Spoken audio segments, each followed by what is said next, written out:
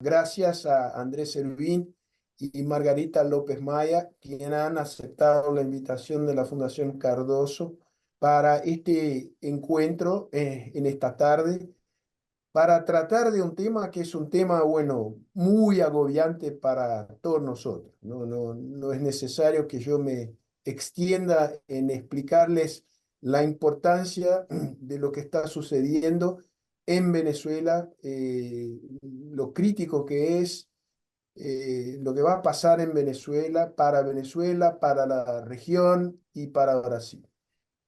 Tenemos acá dos candidatos, dos invitados que son invitados, yo diría, muy especiales, son invitados de lujo, porque son dos académicos de muy alto nivel, que ya tienen una larga trayectoria de análisis y observación de la política latinoamericano, latinoamericana. Andrés Servín, pese a que hoy esté en Buenos Aires y creo que nació en Argentina, vivió muchos años en Venezuela, o sea que conoce el país desde adentro. Coincidió con Margarita López Maya, los dos en la misma universidad, la Universidad Central de Venezuela, creo que en el Centro de Estudios sobre el Desarrollo. Y tienen ahí una producción intelectual en términos de artículos, en términos de libros, de contribución a volúmenes sobre la sociedad, la política, la historia latinoamericana, que no es fácil de encontrar dos personas con un calado y con una producción tan marcante sobre la región. Así que para tratar de un tema que requiere de una capacidad de análisis profunda, porque nadie acá imagina que se pueda hacer adivinación sobre lo que va a pasar en Venezuela en circunstancias que son circunstancias marcadas por una tremenda inestabilidad, pero que gente que conoce la historia de la región y domina los instrumentos de las ciencias sociales como para hacer una prospección y que nos puedan ayudar a comprender y a dibujar los escenarios posibles en cuanto a la evolución de la situación en Venezuela. Yo quería, para terminar, remarcar de manera muy enfática esto de que son dos personas que dominan los instrumentos interdisciplinarios de las ciencias sociales, con formación en sociología, en ciencia política. Andrés es antropólogo, también hizo psicología, o sea, creo que esto refleja un ángulo y una manera de hacer las cosas que es muy nuestra, de la Fundación, que cree que la capacidad de las ciencias sociales es tan más potente cuanto más haya intercambio interdisciplinario entre sus diversas formas de saber. Bueno, ya hablé demasiado. Quisiera pasar la palabra a Margarita para que hable por 15 minutos máximo. Enseguida Andrés y ahí tendremos acá una conversación entre nosotros. Preguntas nos pueden llegar por el chat que está ahí en la parte baja de la pantalla. Bueno, Margarita, una vez más, muchísimas gracias y la palabra es tuya. Bueno, en primer lugar, quiero agradecer. ¿Me están viendo bien? Porque yo me estoy viendo mal aquí. Así, un segundo. No, te vemos perfecto. Ah, ok. Muy bien, ya está, ya estamos bien. Agradecerle pues a la Fundación y particularmente a ti, Fausto, la posibilidad de intercambiar con ustedes, con colegas, también sumamente expertos en política de la región, un poco esta coyuntura tan difícil que está atravesando Venezuela. Claro, yo estoy en el terreno, de manera que cuesta un poco hacer el análisis de la panorámica y para dónde vamos. Y en ese sentido, voy a tratar de dar una especie de tips de lo que yo veo que son los hitos principales del análisis de la situación actual y para dónde va. Por favor, Giovanna, pásame la primera lámina, ¿no? Eh, Me ha dicho Sergio que buena parte de ustedes manejan la información de los antecedentes a la elección del 28 de julio y los días subsiguientes, de manera que estarán más que claros en que lo que ha sucedido en términos del gobierno es que el régimen se aferra al poder, ¿no? Se ha producido un golpe de Estado o un fraude. Los politólogos no se ponen muy de acuerdo con lo que ha pasado. Yo diría que es un fraude, un descomunal fraude histórico, creo que y de alguna manera, y muy tristemente debo decirlo, yo tengo años diciendo que la naturaleza del régimen, esa que uno estudia para comprender los gobiernos, la naturaleza del régimen, de este régimen no democrático o este régimen autoritario, es, eh, es como diría Juan Lenz y Alfred Stefan, tiene importantes rasgos tanto totalitarios como sultánicos, como sultanescos. Son categorías que se hicieron en el siglo pasado para caracterizar regímenes autoritarios o no democráticos extremos. El régimen de Maduro calza y en esta oportunidad y por el desarrollo que ha tenido, calza muy bien en la categoría de régimen autoritario con rasgos totalitarios y sultánicos.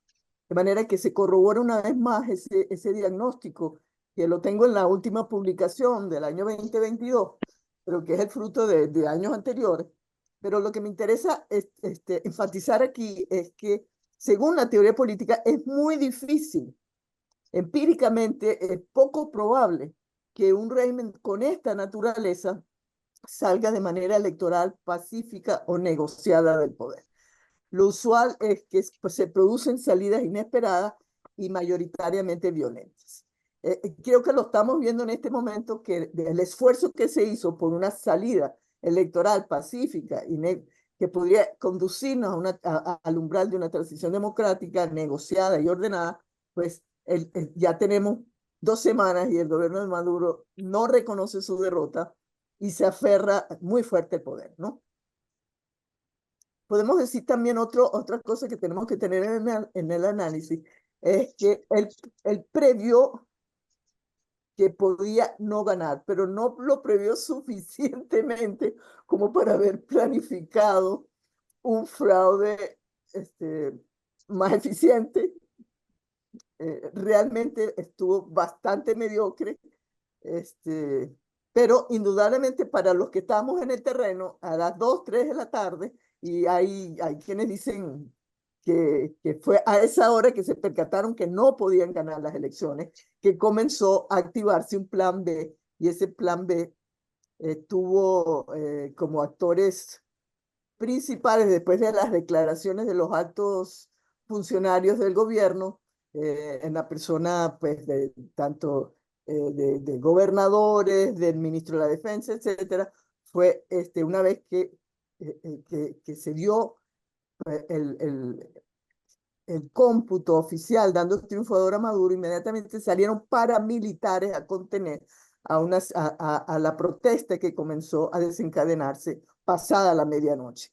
Esto quiero hacer un paréntesis con esto, porque me parece importante decir que la protesta que se estaba desarrollando fue autoconvocada, indignada la población por lo que acababa de oír y por la denuncia que había hecho con actas en la mano de María Corina Machado. Y esa protesta, que fueron cientos de personas que empezaron de los sectores populares, tiene resemblanza en Venezuela posiblemente en dos hechos históricos previos, que son el Caracazo de 1989 y la transición a la muerte del general Gómez.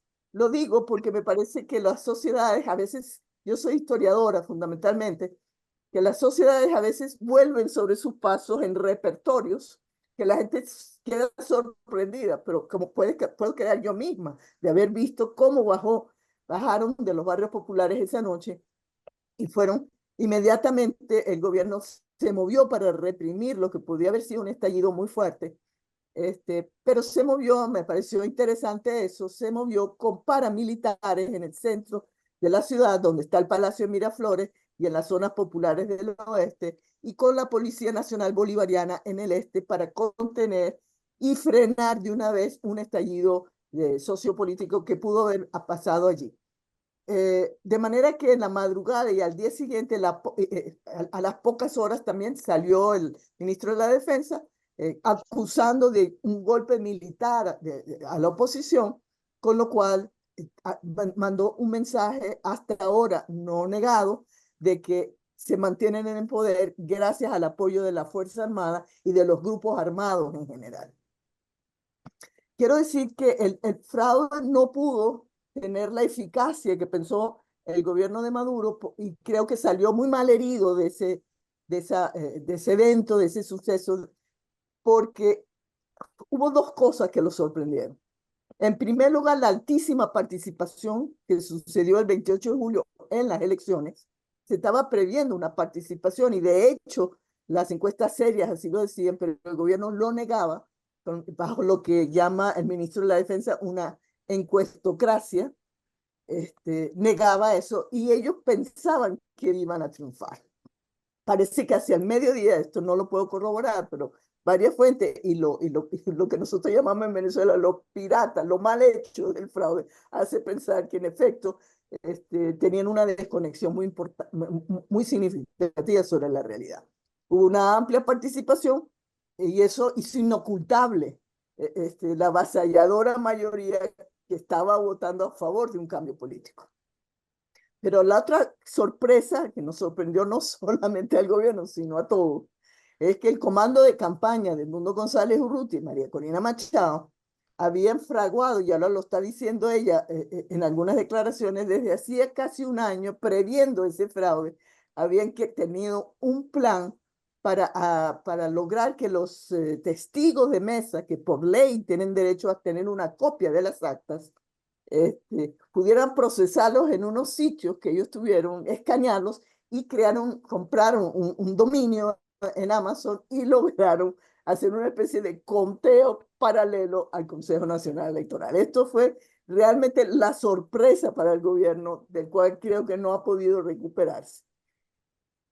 Ese conteo está hecho sobre las actas originales que están en las manos de los testigos de mesa, que fueron entrenados para quedarse hasta el final de la noche, cuando la máquina emite una copia del acta de esa mesa, llevarlo a los sitios, escanearlo y enviarlo pues al centro donde se estaba totalizando. De manera que había una sala de totalización o dos salas de totalización en el gobierno, pero el comando de González Urrutia tenía otra sala, digámoslo así, en otro dominio donde estaba totalizando las actas que no estaban llegando directamente a la sede del Consejo Nacional Electoral, sino que estaban en manos de los testigos de mesa, de cada una de las mesas, de las 30.000 y tantas mesas que había, que tiene el Consejo Nacional Electoral. La otra, por favor. En términos nacionales, sí son muy obvios lo que estaba pasando. Y acaba de salir una encuesta que dice que más del 90% de la población venezolana cree que hubo un fraude, no le cree al gobierno, porque fue demasiado evidente. Por otro lado, inmediatamente la comunidad internacional se ha movido, yo diría que de una manera bastante coherente, rápida, para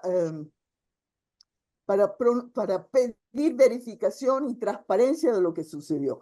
Las cifras del Consejo Nacional Electoral a la medianoche, en términos de humor, aquí se habla de que el presidente rector del Consejo Nacional Electoral salió con una servilleta y dio unos números que hasta la fecha no ha podido dar los soportes de esos números, ¿no?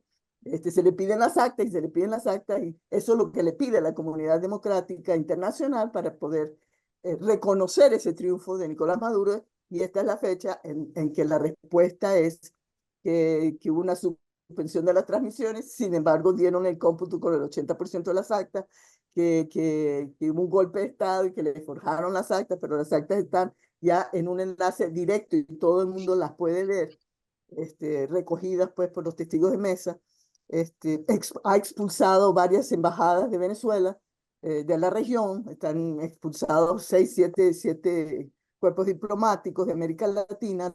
Los vuelos han sido suspendidos y la represión sobre la población pues ha sido brutal. Brutal, bueno, pues no hubo, para no entretenerme mucho, pero si quieren tengo los datos también. Por el lado de Maduro, aunque esa represión brutal logró en primera instancia controlar la explosión social que por indignación se estaba desarrollando en la madrugada del 29 al 30, del 28 al 29 de julio. También por el lado internacional, Maduro no solamente cuenta con un control sobre todas las ramas del poder público, con el cual pudo hacer eso. Debo decirles además una información que me parece importante, que el Consejo Nacional Electoral tiene su página, su portal de internet caído desde esa noche, es decir, no da ninguna información. Los que se acercan a la sede está cerrado desde esa noche, es decir, colapsó el Consejo Nacional Electoral de Maduro. Pero por otro lado, tiene socios muy poderosos, sus socios de siempre, Rusia, China, Cuba, Irán, Turquía, etcétera, lo han felicitado y han dado por bueno los cómputos las cifras de Elvis Amoroso. Yo quiero hacer una acotación, pero quizás lo digo con un poquito más de énfasis. Me parece que en esta confrontación de narrativas, ¿no? Y las narrativas del gobierno son apoyadas por poderosos centros imperiales, centros poderosos, potencias. Se está jugando en Venezuela no solamente la posibilidad de una transición democrática en Venezuela, sino posiblemente el futuro de la democracia en la región. No quiero, en el sentido de que pudiera producirse, de mantenerse Maduro y lograr consolidar este fraude descomunal que ha cometido, servir de ejemplo a la tentación autoritaria de otros regímenes en América Latina, que podrían sentirse tentados a copiar este tipo de modelo, ¿no? Ante esta situación, que también en términos internacionales, la iniciativa más importante es la que en este momento está llevando a cabo el presidente de Brasil, Luis Ignacio Lula da Silva, quien ha logrado tener un canal directo con los Estados Unidos, está en permanente conversación con Estados Unidos y ha logrado traerse también a los dos gobiernos, el de México y el de Colombia, con afinidades ideológicas y de izquierda. Estos tres países son en realidad, bueno, yo incluso quitaría a López Obrador, pero Colombia y Brasil son los amigos de Maduro. Son los que lo han apoyado en otras oportunidades y han tratado de no romper los puentes con Maduro. Y en este momento yo creo, ustedes me dirán si eso es cierto o no, que Lula ha invertido una parte importante de su capital político, pero persuadir a Nicolás Maduro de que busque una salida, o entregue pero yo creo que él está convencido de que hubo un fraude. Celso Amorín estuvo en Caracas durante varios días conversando no solamente con el gobierno, sino con los actores políticos. Sin embargo, los buenos oficios hasta ahora no han tenido ningún resultado. La última declaración de la presidenta electa en México me preocupa mucho porque ella ha declarado que se está esperando la sentencia del Tribunal Supremo de Justicia. Maduro, en la movida que hizo, para no mostrar las actas, después de 2 semanas fue que acudió al Tribunal Supremo de Justicia y lo introdujo. Introdujo supuestamente las actas allí para que tome la decisión el Tribunal Supremo de Justicia en su sala electoral. Pero resulta que eso es totalmente inconstitucional porque el poder electoral en Venezuela es autónomo y es el que tiene los atributos de revisar las actas y dar los resultados.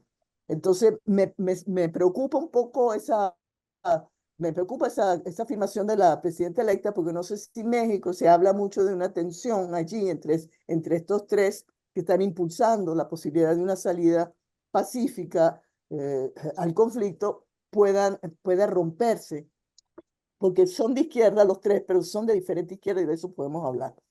En la próxima, por favor.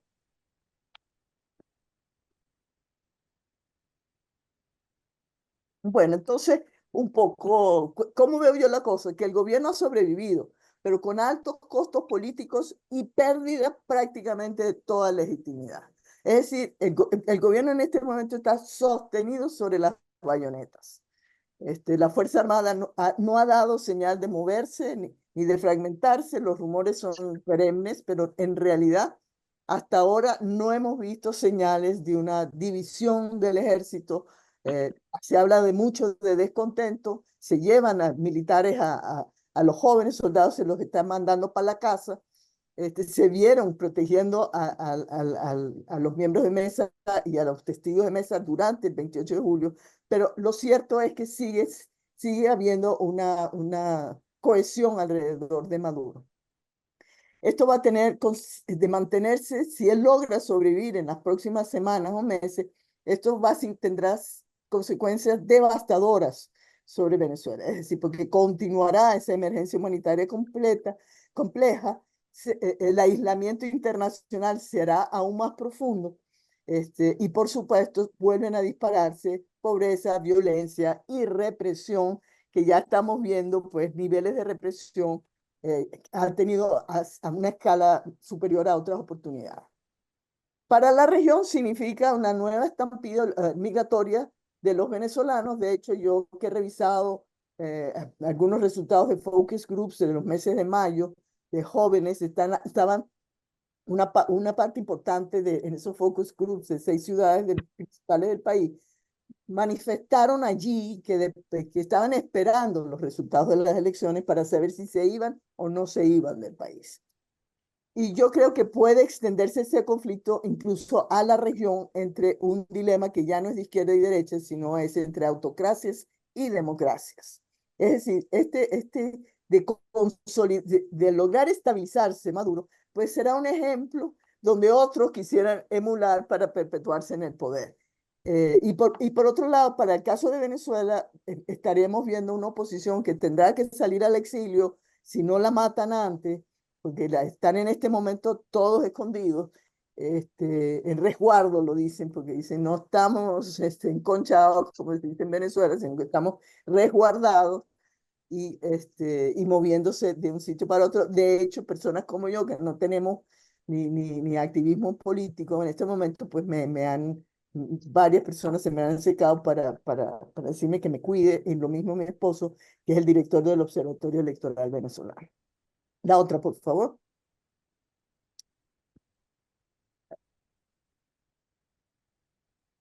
Nosotros estamos, en este momento los escenarios son muy inciertos, porque estamos en el cual estamos esperando entender cuál va a ser la definitiva posición de la Fuerza Armada venezolana.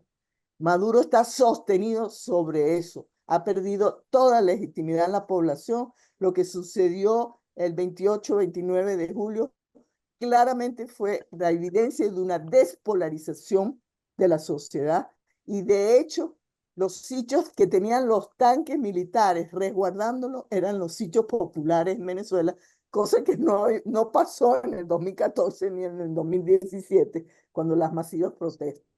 Es decir, hoy en día el peligro ya no es la clase media y alta nada más. Los sectores populares se han desconectado del régimen de Maduro. De manera que yo creo que junto con los intereses transnacionales, legales e ilegales que lo sostienen, como sabemos, los militares tienen, y los altos funcionarios civiles y militares del gobierno de Maduro tienen muchísimos vínculos con negocios ilícitos como el narcotráfico, la trata de blancas, los contrabandos de petróleo, de gasolina, de oro, de coltán, you name it. Ellos están metidos en todos esos negocios, también en negocios legales. Hoy en día la empresa petrolera está en manos de ellos, así como y ellos están vinculados a intereses transnacionales y de intereses de los países socios de Rusia, Cuba, China, Irán fundamentalmente. La comunidad democrática internacional, entonces, creo yo, se enfrenta a un poderoso adversario que está situado en este momento y que tiene mucho que perder si cae Maduro. El gobierno de Maduro en este momento, como digo, está montado sobre la violencia y manipula la realidad, porque otro de los rasgos muy importantes del régimen es el control sobre la libertad de expresión, el control sobre los medios y el sistema de medios públicos, que está convertido en un aparato de propaganda muy sofisticado, muy complejo, en donde se crean realidades ficticias todo el tiempo. Entonces, en Venezuela, de consolidarse la presencia de los rusos en Venezuela, yo creo que eso es una amenaza y la conversión podría potencialmente ser la conversión de Venezuela en la Cuba del siglo XXI, pero con muchísimos más recursos, no solamente naturales, sino geopolíticos, porque Venezuela tiene una amplísima costa sobre el Caribe, hasta a 4 horas de Miami, y es la entrada prácticamente a América del Sur. Entonces creo que lo que estamos viendo, no sé si tengo otra, creo que hasta aquí llego, ¿no, Giovanna? Me parece que sí. Ok, Esta entonces es la lo última. dejo, porque creo que quise poner lo que en este momento creo que es el punto en el que estamos ahora y donde crear escenarios en este contexto es muy difícil porque estamos a la espera, digamos, de las negociaciones del presidente Lula o de alguna actuación de la Fuerza Armada en las próximas semanas o meses. Gracias, Sergio. Gracias a ti, Margarita, por una presentación abarcadora y que clarifica lo que es posible clarificar en la situación de Venezuela. Andrés, ahora te escuchamos. Bueno, la verdad que primero muchas gracias a la Fundación y a ti, Sergio, por la invitación. Y desde luego, hablar después de la presentación de Margarita me deja poco que decir. En muchas cosas coincidimos y ella creo que ve muy bien desde adentro muchas de las cosas que están pasando y las ha identificado muy claramente. Sin embargo, yo sí quisiera resaltar algunas cosas quizás de contexto y centrarme un poco en los escenarios posibles a partir de esta situación.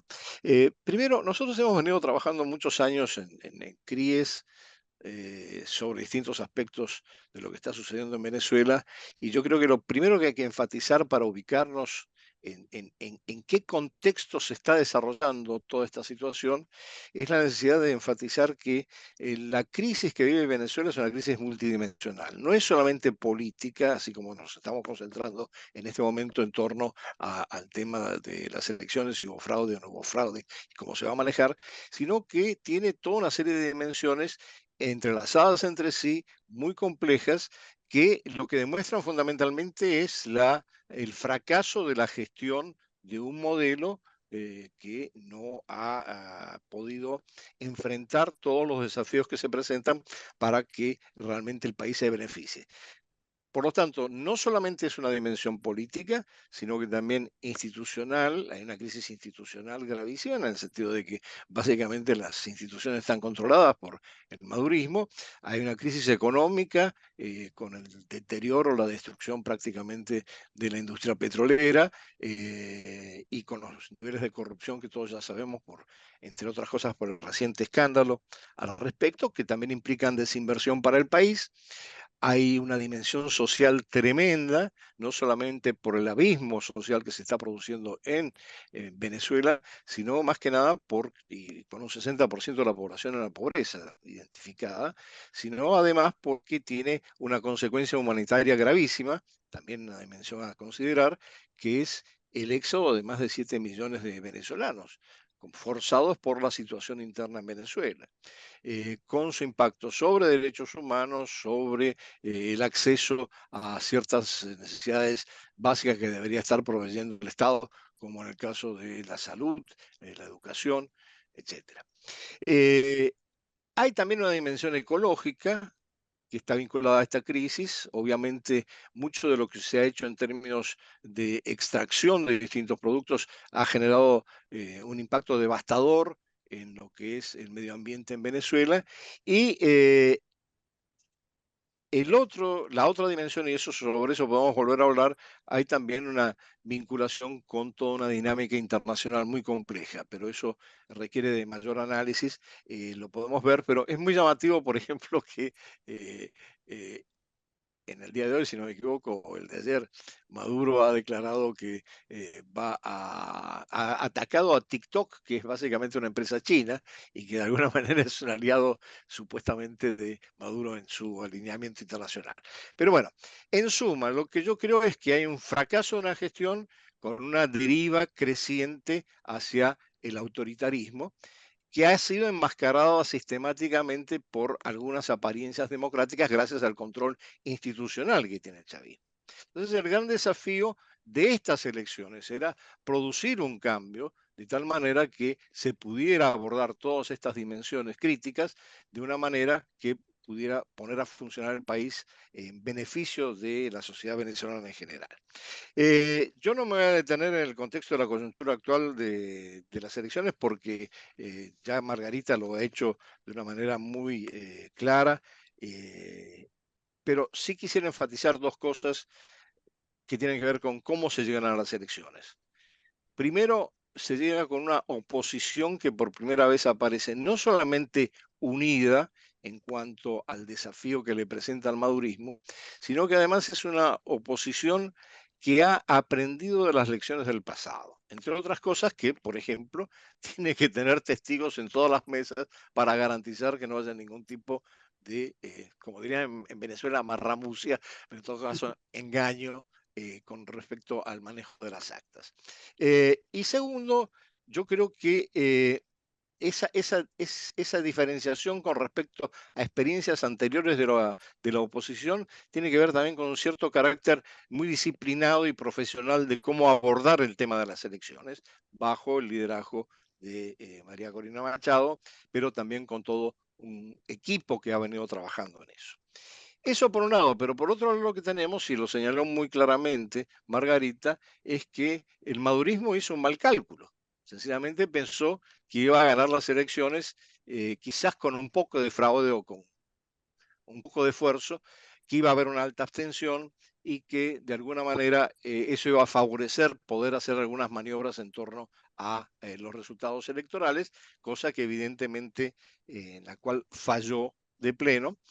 Y nos encontramos en esta situación en donde las únicas actas que son constatables son las que ha recogido la oposición, que ha presentado eh, a nivel internacional y que ha sido reconocido, e inclusive reconocido por un centro como el Centro Carter, que fue invitado como veedor a las elecciones. Es una gran paradoja, por cierto, y desde luego muestra el mal cálculo y la mala planificación del madurismo.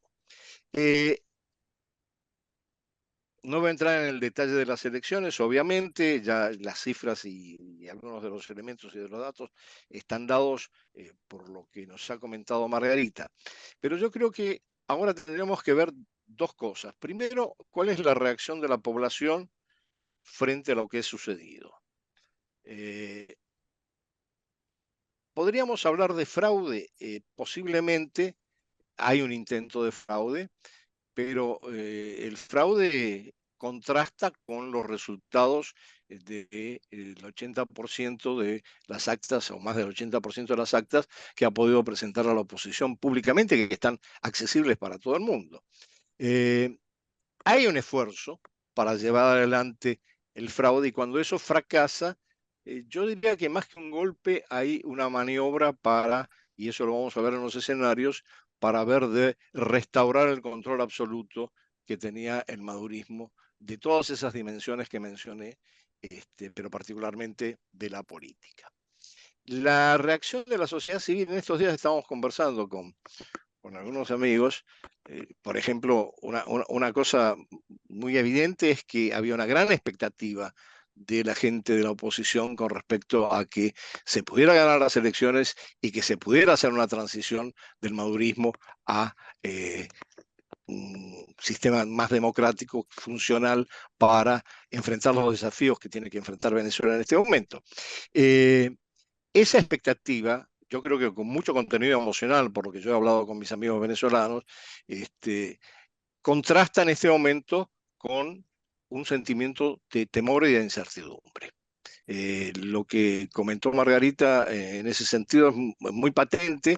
Yo estoy en varios grupos de chat con amigos venezolanos y hay gente que directamente dice, yo me salgo del grupo por razones de seguridad, no quiero aparecer en el grupo por si acaso me identifica. Entonces, yo creo que hay esta mezcla de todavía una gran expectativa y por otro lado un gran temor que tiene que ver con el terror desatado por el gobierno. Primero con los colectivos, pero ahora en todos los frentes y con las Fuerzas Armadas. Y aquí voy a las reacciones a nivel internacional que también ha mencionado Margarita.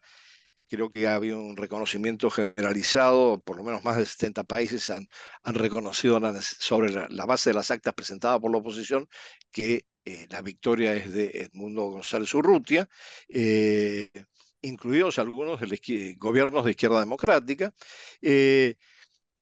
Pero esto contrasta desde luego con el eje euroasiático, que de alguna manera sí ha reconocido la victoria de Maduro. Yo creo que en este contexto, desde luego, la clave va a ser si avanza la propuesta del grupo de los tres de entablar algún tipo de negociación para poder llegar a algún tipo de acuerdo entre la oposición y Maduro para hacer una transición.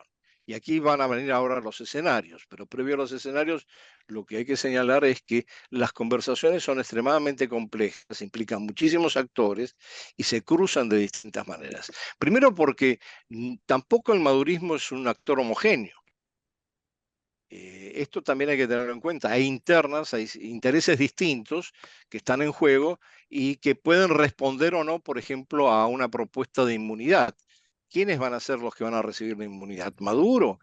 Como se comentó por el Wall Street Journal hace 2 días y que después negó el gobierno de Estados Unidos, ¿quiénes van a recibir esa inmunidad? ¿Maduro? ¿Un grupo de gente en torno a Maduro? ¿Qué sector se va a beneficiar con esa inmunidad? Por lo tanto, esto es un tema muy complejo. Tengo entendido que en estos días había una conversación entre Jorge Rodríguez y Dan Erickson del Departamento de Estado justamente en torno a estos temas, pero el gobierno de Estados Unidos en este momento niega que hay algún tipo de propuesta de este tipo.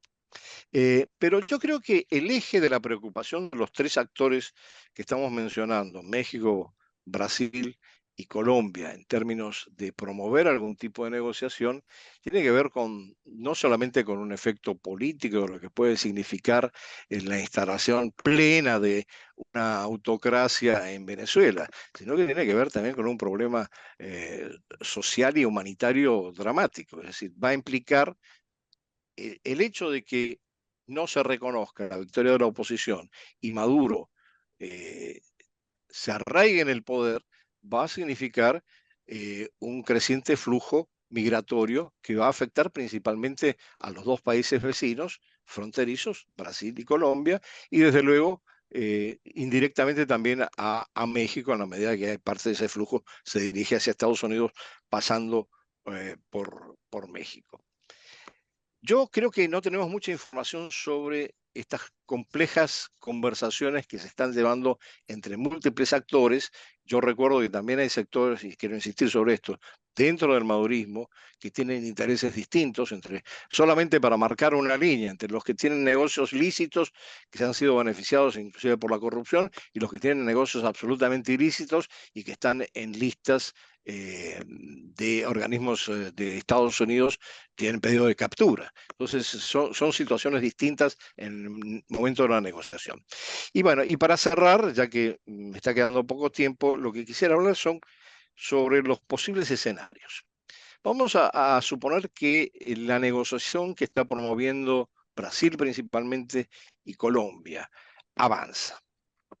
Los 3 países exigen la presentación de las actas.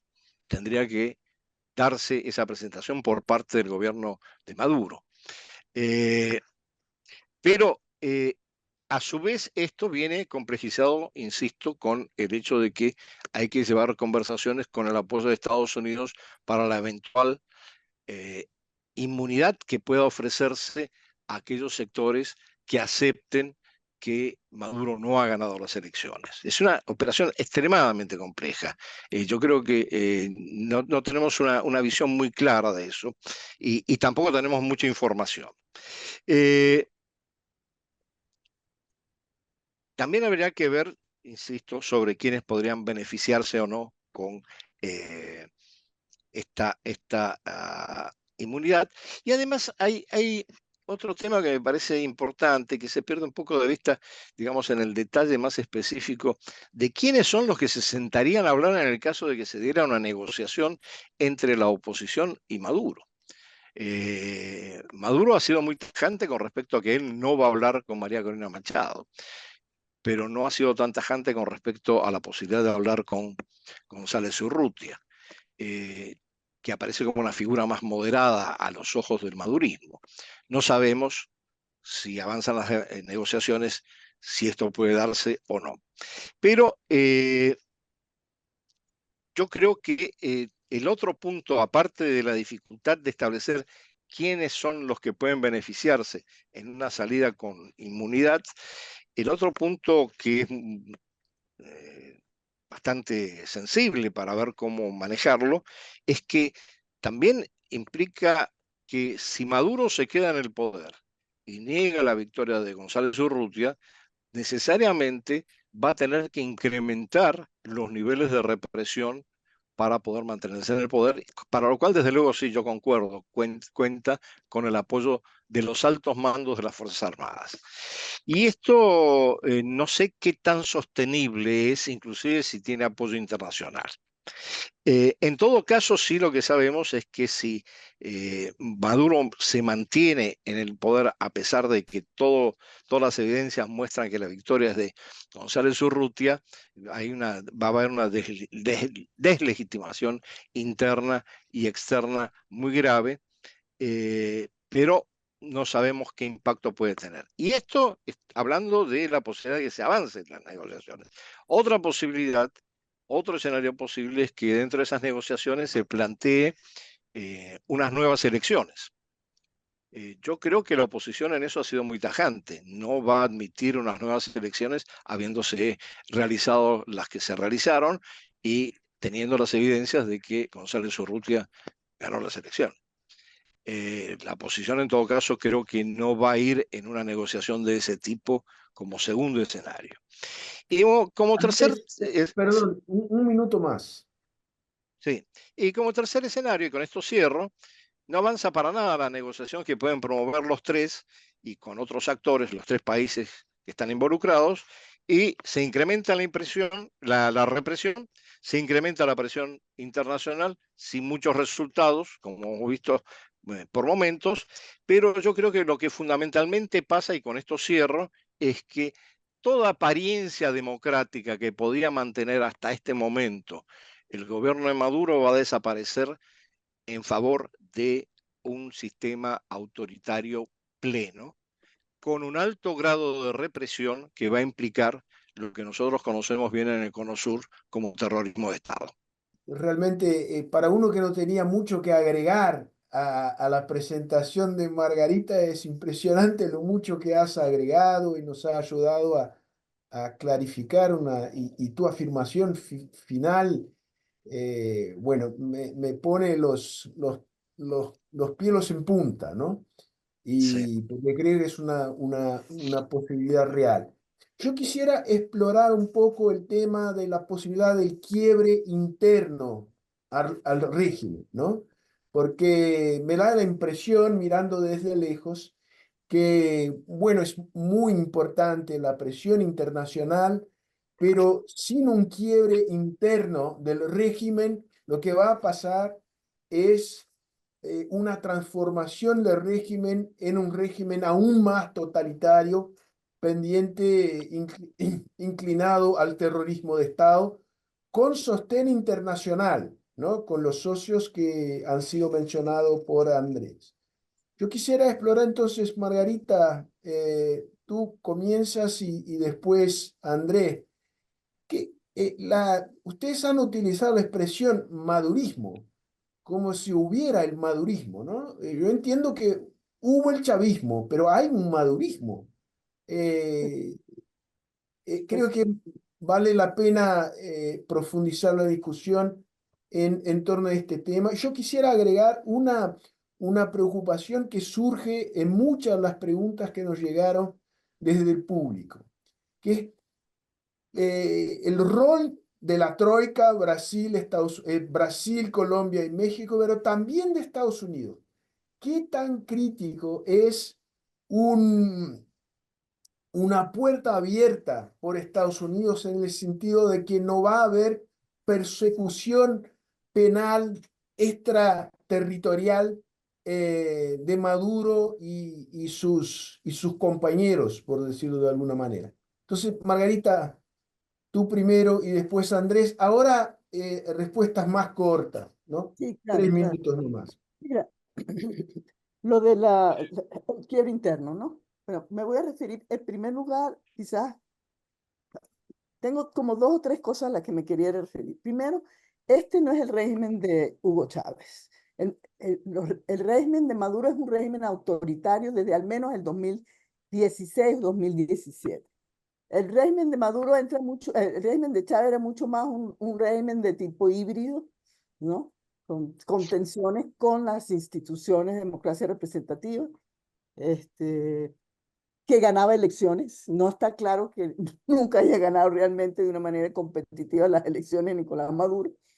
En el 2013 la diferencia con Enrique Capriles fue de 1,4% en medio de todos los abusos y de todos los desequilibrios de la cancha de juego, como dicen acá. De manera que son regímenes diferentes y durante el gobierno de Maduro sí se ha notado un distanciamiento con aquellos que eran leales a Chávez, pero no pasaron esa lealtad a Maduro. O sea, Maduro está rodeado de sus leales. Y en ese sentido, digamos, ha estado muy alejado, por ejemplo, de la familia Chávez, que eran un poder durante el régimen de Chávez, está alejado de ministros. De hecho, hay unos que han conformado un frente de defensa de la Constitución. Este, no son, o sea, sí hay una diferencia entre el madurismo y el chavismo. Y hay chavistas que se pasaron, por supuesto, al madurismo y hay quienes dicen que no tiene nada que ver el madurismo con el chavismo. Yo creo que en mis análisis yo soy muy clara en decir que este es un legado de Chávez. Era una de las posibles opciones que teníamos a la muerte de Chávez y la peor, y se dio. Y entonces, pero indudablemente no es lo mismo. Otro punto que podría decir es que también se ha procurado mucho salir de las personas que en algún momento hayan sido disidentes de las opiniones del jefe máximo Maduro. No aceptan, y esa es una de las cosas más difíciles para entender un quiebre, porque cada vez que se produce una disidencia, esas personas son purgadas del régimen, son purgadas de las cúpulas. Entonces, la cúpula permanece muy unida y muy cohesionada, y ahora más por todas las violaciones de derechos humanos que ha cometido y todas las sanciones que penden individualmente sobre ellos. Es una cúpula pequeña, diría yo. Bueno, los decisores son 5, pues. Son Maduro, la mujer, los hermanos Rodríguez y el ministro de la Defensa. Ahí se toman todas las decisiones. Punto, ¿no? Y ni siquiera el ministro de la Defensa toma demasiadas decisiones, pero creo que eso sí lo vamos a ver, que él cada vez más va a tener más poder porque porque Maduro está sobreviviendo por la Fuerza Armada. Sobre la Fuerza Armada, rápidamente también voy a decir, la Fuerza Armada no es el ejército, la Fuerza Armada Nacional del pasado. Desde el 2006 Chávez procuró hacer unas reformas muy dramáticas, muy profundas sobre la Fuerza Armada venezolana, calcándose un poco el modelo cubano, y ya van como 6 reformas. Y desafortunadamente, Rocío San Miguel, una amiga del alma, tiene presa ya 6 meses, que era la que llevaba adelante esa investigación sobre el ejército venezolano. Entonces, cuando uno piensa ya eso no es un ejército profesional, es mucho más un ejército pretoriano. Está muy vigilado por el gobierno, por la inteligencia cubana, recluido, infiltrado. O sea, yo recuerdo a Rocío contando como están todos en un cuartel aquí en Caracas, los altos mandos, y no saben el unos a los otros si son infiltrados, si le están diciendo a la inteligencia cubana que también está ahí. Entonces, esa es la situación de la Fuerza Armada arriba. Sin lugar a dudas, yo no tengo dudas de eso, del sectores medios para abajo, hay mucho descontento, muchísimo descontento. Pero en los sectores de arriba, bien sea por miedo, bien sea por las preventas, por los privilegios, o por el miedo a las sanciones y las violaciones que están en las puertas de la Corte Penal Internacional, hay bastante cohesión allí. Entonces, ¿hay posibilidad de un quiebre? No lo sé, Sergio. Quisiera saberlo, pero no lo veo. Lo que sí puede, si hay un quiebre, creo que puede ser el quiebre allí, que históricamente ha sido así en Venezuela, el quiebre de las jerarquías medianas menores con relación a las altas jerarquías de la Fuerza Armada. Pero ahí reina el terror, ahí sí es verdad que reina el terror, porque ahí, como digo, desde el 2006, 6 reformas, purgas, los tratos más crueles en la prisión se los dan a los militares. Ahí murió Baduel, el general que fue ministro de la Defensa y compañero de Chávez y que lo salvó del golpe del 11 de abril. Ahí murió en prisión. Rodríguez Torres, su jefe de inteligencia, tuvo preso y salió al exilio después. Entonces, es saber qué va a hacer. Hay una información que no la refrendo totalmente, pero me parece lógica y con esto voy para los Estados Unidos. El gobierno de Biden le interesa salir con un triunfo a final de su mandato. Y ese triunfo pudiera ser resolver el conflicto venezolano. Y ese triunfo entonces tiene fecha, ¿no? Tendría que ser unas diligencias antes del 10 de noviembre o antes del 10 de enero, cuando en Venezuela se hace el traspaso del gobierno. Hasta ahora, Estados Unidos, que tiene un rol fundamental en las negociaciones, tiene un contacto directo con el presidente Lula. Ellos tienen contacto directo y parece que se llevan bastante bien, a diferencia de López Obrador y de Petro, que bueno, que López Obrador es vieja escuela comunista, de izquierda, o sea, el imperialismo y la cosa y tal, ¿no? Y Petro, bueno, parece que tampoco tiene demasiada buena química ahí. Y además, Petro tiene mucho que perder. Petro ha prometido una paz total en Colombia y los puentes de esa paz total pasan por Maduro, son de Maduro. Porque el ELN no, o sea, no se queda sin esos puentes si entra Edmundo González Urrutia o María Corina Machado. Entonces, yo diría que el rol es esencial, pero hasta este momento Estados Unidos ha preferido jugar regionalmente y eso ha sido una gran diferencia con relación a la gestión que hizo antes Biden y peor en la que hizo Trump. Él está jugando con Lula, esperando que esa gestión tenga algún resultado, porque fíjense, incluso hubo esta nota que lo dice todo.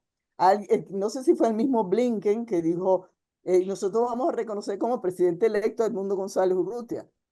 Inmediatamente López Obrador criticó eso. Digo, ¿cómo vas a reconocerlo si nosotros estamos negociando?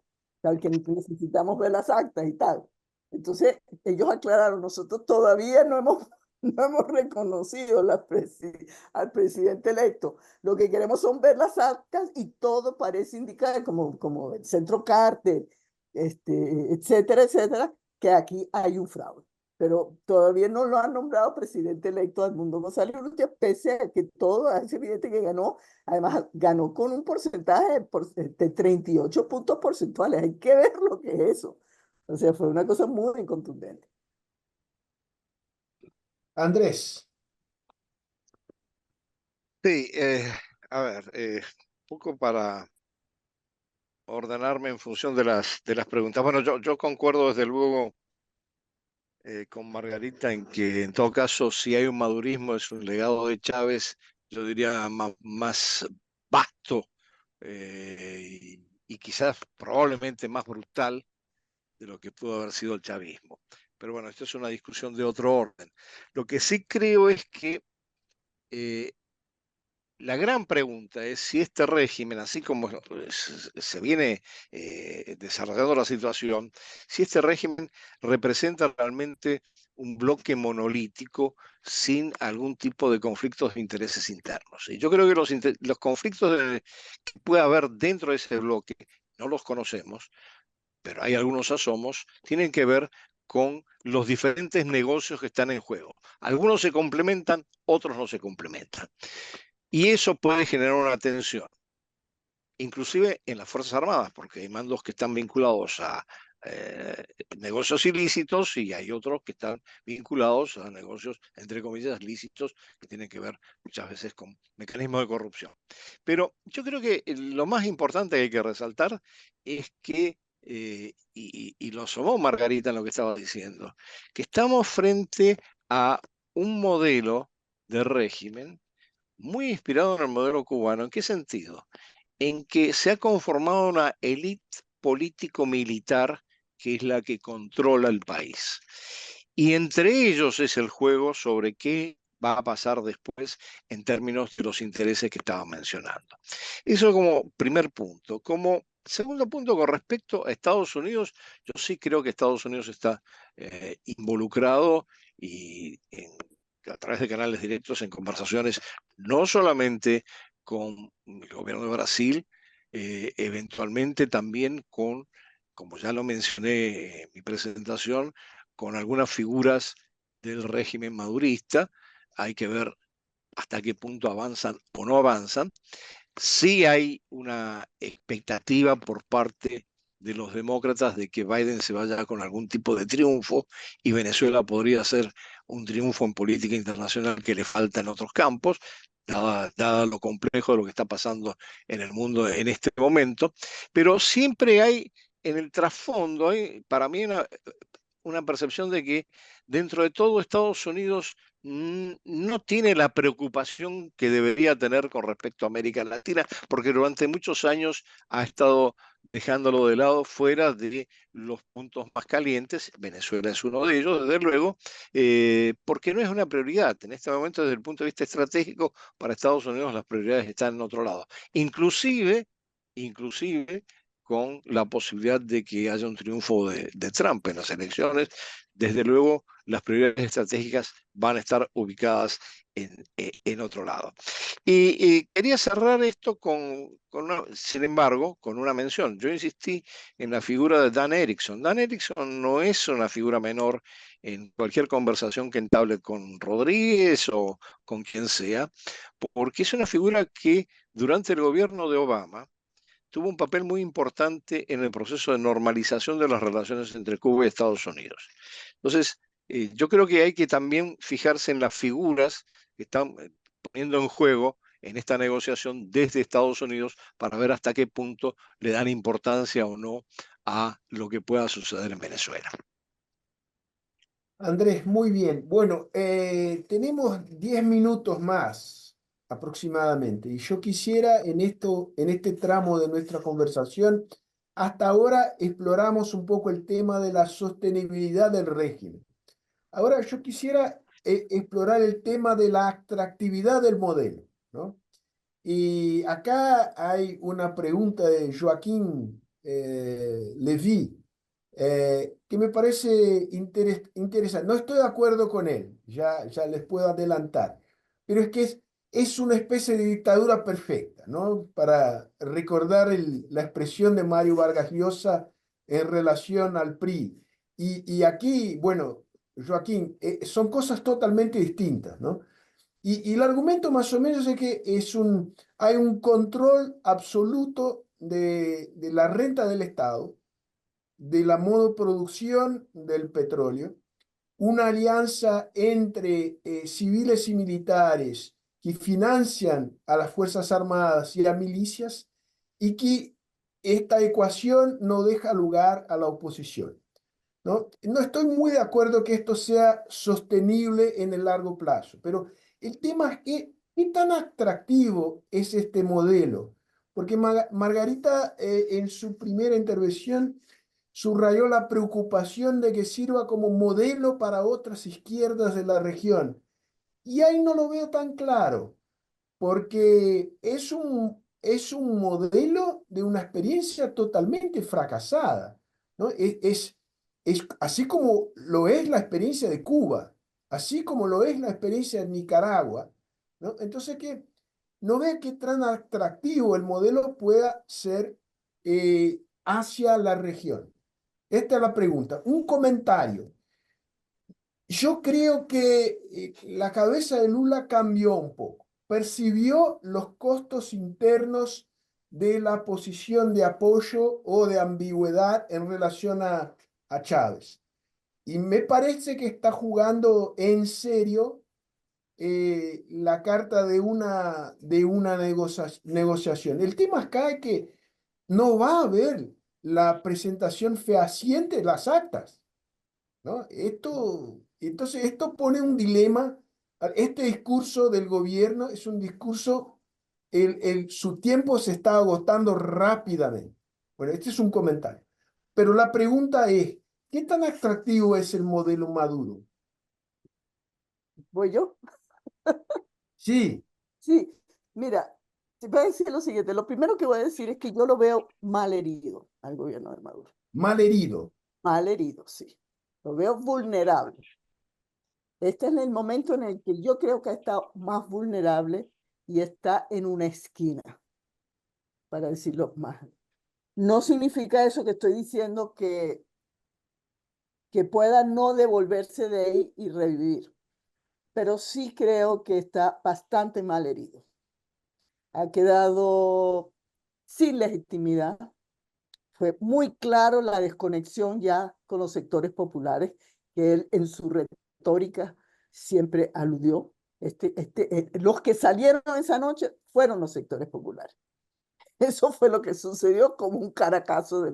Y cuando eso sucede en Venezuela es porque se está cerrando o abriendo un ciclo. Cerrando y abriendo un ciclo. Que se pueda demorar el caracazo hasta Hugo Chávez se demoró 10 años. Pero la gente, ese día, el 29 de febrero del año 89, la gente se divorció de la democracia venezolana, de esos partidos políticos. Y yo creo que eso pasó allí, algo de eso pasó. Entonces, en ese sentido, no podemos compararlo con un régimen que va a ser, él ha salido peor de lo que entró. Él ya estaba mal y ha salido peor. Ahora bien, ¿es un modelo fracasado? Depende. Porque para perpetuarse en el poder ha sido asombroso. O sea, cuando él ganó las elecciones en el 2013 con el 1.4, después de todas las trampas y todos los abusos que hizo, nadie apostó que él podía durar. Y del 12 al 24 estamos hablando de 12 años de Maduro en el poder. Entonces, ha fracasado como modelo de desarrollo. No creen en el desarrollo. Ellos lo único que creen en la depredación de las riquezas de Venezuela. Venezuela es un país lleno de riqueza y no es el petróleo en este momento, porque la industria está en bancarrota.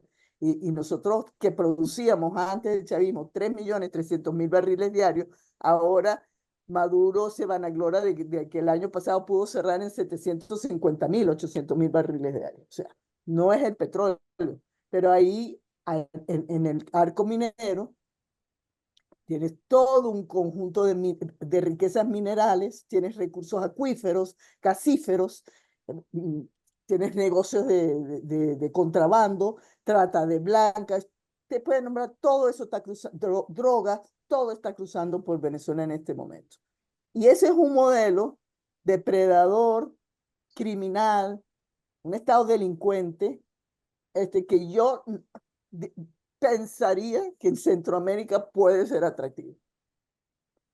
O sea, pienso Bueno, que pero puede ser. cuando yo me refería a la región, soy muy suramericano, me estaba refiriendo a Brasil y su entorno. Bueno, pero tienen el triángulo allá abajo con Paraguay y Uruguay, donde cualquier cosa pasa también, ¿no? No, porque el mundo Con está Uruguay nunca. realmente, ¿ah? Con Uruguay El nunca. mundo está realmente muy conmocionado y hay una puja porque no sabemos qué orden internacional está emergiendo en el siglo XXI. Y lo que sí sabemos es que el mundo autocrático, representado por China, Rusia, Irán, Turquía, Hungría, lo que sea, se fortalece poniendo un pie en América Latina. Se fortalece. Y por eso es que no van a soltar esto fácil. Esa es la complejidad de los intereses geopolíticos que se están jugando aquí.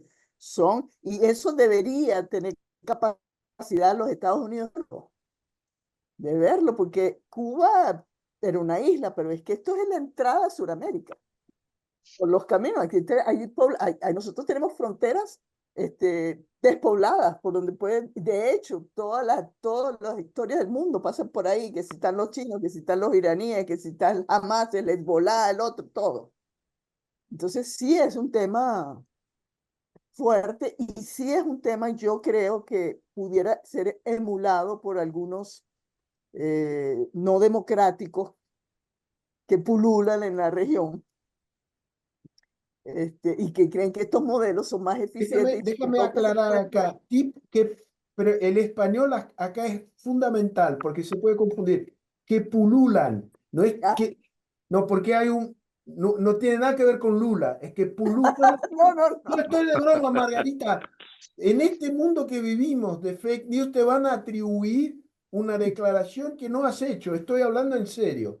Ah, No estoy bueno, hablando en no, quiero serio. decir, pulular en español significa que andan por Es exactamente la misma palabra en portugués, pero yo quisiera hacer la aclaración para que bueno, no por se eso digo confundiera. que el mundo está muy revuelto. Ahí estuvo Ecuador, que nos mostró la penetración que tuvo el narcotráfico en ese país hace 2 o 3 años, que estuvo a punto de tomar poder también.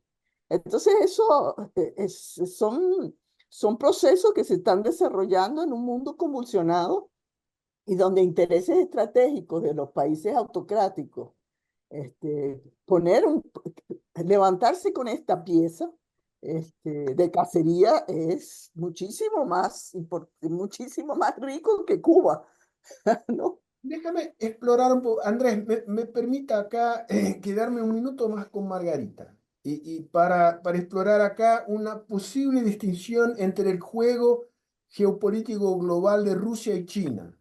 Ah, sí. A China le interesa una Venezuela súper inestable. Yo diría que eso, yo pienso, bueno, no tengo la información para ello, pero incluso lo escribí en alguna parte hace un par de días. Hay que explorar, cada uno de estos países tiene intereses diferentes. Los intereses de China no son los intereses de Rusia. Los intereses de China son mucho más de mediano y largo plazo, mucho más comerciales y económicos, porque el gobierno de Maduro no le ha pagado unas deudas descomunales que tiene, y de hecho Maduro estuvo el año pasado en China buscando dinero y no lo consiguió. Entonces no lo consiguió, lo recibieron, le dijeron que estaba muy bien, que sí somos socios, somos amigos, pero no le dieron un centavo. Se regresó con las manos vacías. Entonces yo creo que esas son las cosas que hay que explorar, porque si bien China tiene un interés en América Latina, el interés de China es distinto al de Rusia. El de Rusia es retar a Una los Estados Unidos directamente. disrupción total, Sí, claro. sí, sí. Y yo digo que esto es como la Ucrania, que para Rusia esto es como Ucrania. Si puedo meterme aquí, sigo avanzando. ¿Entiendes? Entonces eso, de que los chinos no. Para los chinos es otra cosa. Entonces yo no soy internacionalista, pero sí creo que eso hay que explorarlo. Eso, o sea, Lula debe tener buenas conexiones con China, porque ustedes tienen, creo que el socio Sí. principal es China. Y los Estados Unidos también. Si China insinúa y presiona, esa negociación pudiera salir, porque ya está el país más fuerte en Sudamérica, pero con una de estas potencias podría potenciarse mucho más una salida negociada. Yo creo que la apuesta para mí debiera ir por ahí. Muy bien. Oigamos al internacionalista Andrés Servín. Bueno, hay dos preguntas sobre el tapete y yo voy a tratar de contestar o hacer mis comentarios sobre dos preguntas. La primera, ¿el madurismo puede ser un modelo atractivo para el resto de América Latina? Yo creo que fue atractivo el proyecto bolivariano en la medida que había con qué sustentarlo y estaba la faltriquera del petróleo a mano. En el momento en que se destruye prácticamente la industria petrolera y a pesar de todos los recursos, pero que no se explotan, que existen en Venezuela, la capacidad de proyección de cualquier modelo desde Venezuela está bastante limitada. Por el fracaso mismo también del modelo, no es solamente el caso de Venezuela, es que si seguimos y vemos qué es lo que sucede en Cuba y lo que sucede en Nicaragua, está sucediendo una cosa muy parecida. Y estamos en situaciones distintas. Desde Cuba, desde luego, Cuba es un proceso mucho más largo de deterioro, esto es un proceso mucho más acelerado, pero la capacidad de proyección a nivel continental yo creo que ha disminuido significativamente, por lo menos en el caso de Venezuela, con muchísima claridad. Esa es mi percepción de la situación y de hecho eso también se demuestra en cómo están tensadas las relaciones, a pesar de que no se habla de eso, tensadas las relaciones entre Venezuela y Cuba, entre otras cosas porque se disminuyó la asistencia petrolera que se estaba proveyendo a Cuba y Cuba tuvo que ir a buscarla a Rusia. Paso al segundo punto, pues ya nos queda poco tiempo, presumo, que es el punto de los actores externos, digamos, y a nivel internacional. Desde luego, China no tiene ningún... Primero y principal, América Latina no es relevante estratégicamente en general para ninguno de los grandes actores que en este momento están en confrontación en el sistema internacional. Son de una relevancia secundaria. Para Rusia es fundamentalmente un espacio en donde distraer e irritar a Estados Unidos. Es muy costoso pensar en un desembarco ruso, desembarco en el verdadero sentido, en América Latina. Pero sí es un factor que van a mantener alimentándolo porque distrae y perturba a Estados Unidos en su política exterior. Para China, yo estoy de acuerdo, China mira a mediano o largo plazo, pero en última instancia Venezuela tiene una deuda pendiente, para lo cual China sí necesita que Venezuela esté lo más estable posible para terminar de pagar la deuda que tiene que pagarle. El otro actor que sí se pierde de vista, que sí puede ser mucho más disruptivo, a mi manera de ver, dependiendo de lo que suceda en Medio Oriente, es Irán. Irán ya ha tenido un papel, y lo vivimos en Argentina en Papel un par criminal, de ¿no? ocasiones, un, un papel criminal, sí, digo disruptivo para decirlo diplomáticamente, pero de alguna manera sabemos que han estado involucrados en dos atentados y también podemos pensar en que puedan utilizar el vínculo con Venezuela como una plataforma para seguir desarrollando sus actividades, más si eso se articula con una profundización del conflicto en Medio Oriente y si eventualmente Irán se enfrenta con Israel, va a estar utilizando otros espacios para mellar la capacidad de Israel y de sus aliados, empezando por Estados Unidos. Así que yo creo que sí hay que matizar entre estos tres actores. Los demás actores no tienen relevancia estratégica, pero siempre teniendo en cuenta que tampoco América Latina tiene tanta relevancia estratégica para los actores externos. Eh, yo he ido a varios seminarios de relaciones internacionales en China y en Rusia también. Y en todos los casos siempre la percepción es, no, bueno, América Latina es el patio trasero de Estados Unidos. Y no salen de esa percepción. No digo que desde el punto de vista de intereses estratégicos en otras partes del mundo no sea conveniente generar turbulencias aquí. Eso probablemente sea cierto. Pero desde el punto de vista de su relevancia inmediata, yo no creo que sea tan importante. Y yo creo que nos confundimos un poco por la discusión democracia-autocracia con el papel del eje euroasiático en América Latina, que yo lo veo bastante distante. Y además pasan otras cosas en el mundo, y creo que aquí se apuntó, que implican otro tipo de dinámicas que no van por la parte estratégica a la que nos estamos refiriendo. La coincidencia de los BRICS con la Organización de Cooperación de Shanghái, la Unión Económica Eurasiática, hace que estemos pensando en un bloque que está conformándose fundamentalmente en Eurasia y en Asia, porque también estas organizaciones tienen una relación muy particular con Asia. Entonces, no quiero entrar en ese tema porque no es el tema de la discusión de hoy, pero hay que tener una mirada también de lo que está sucediendo en otras partes del mundo para ver hasta qué punto somos relevantes para estos actores estratégicos.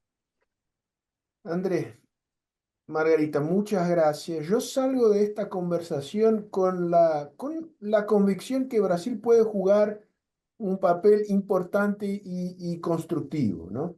Por ser el país con más grande gravitación de la región, de la buena interlocución con Estados Unidos y con China también. Y ojalá juguemos el papel que nos Y corresponde con Rusia en también, ¿eh? con Rusia. Bueno, Rusia es todo es un tema que yo quisiera mejor dejarla en separado, ¿no? Sí, pongámoslo entre paréntesis. Irán y Rusia es Son otros. otra cosa, ¿no? Son Pero miembros del BRICS. bueno, este es un tema que fue mencionado acá cómo fica parado el BRICS, ¿no? Ahora, que fue ampliado, y esta fue una Ujú. iniciativa que fue motorizada por China, ¿no? Brasil no estaba, Sí, Brasil tuvo que aceptar, ¿no? Pero no estaba alentado con esta posibilidad. Pero ahora llegamos al final. Yo quisiera de verdad agradecerles, pero 1.000.000 de veces, por esta conversación extremadamente importante y aclaradora. Ustedes están aquí colaborando con la Fundación hace un rato. Me acuerdo que Andrés escribió un artículo para nuestra colección Miradas Cruzadas, creo, hace como 10 15 años. y un Margarita libro, y un leyó, libro. sí, y un libro Chávez también Chávez sobre y la Venezuela, reconfiguración ¿no? política de Que América Latina. organizamos Bernardo y yo, Bernardo Sorg, en nuestro proyecto Plataforma Democrática. Y Margarita recién escribió un ensayo muy importante, muy interesante en nuestra colección Conexión América Latina. Entonces, una vez más, muchas gracias y creo que fue una conversación fenomenal. Margarita, cuídate. eh, Gracias. En eso estoy. Estamos ahí, bueno, en nuestros pensamientos estamos contigo, tu familia y Andrés, un fuerte abrazo. Un fuerte abrazo. Gracias. Igualmente, y gracias por la invitación y esta Fuerte abrazo. enriquecedora conversación que hemos tenido.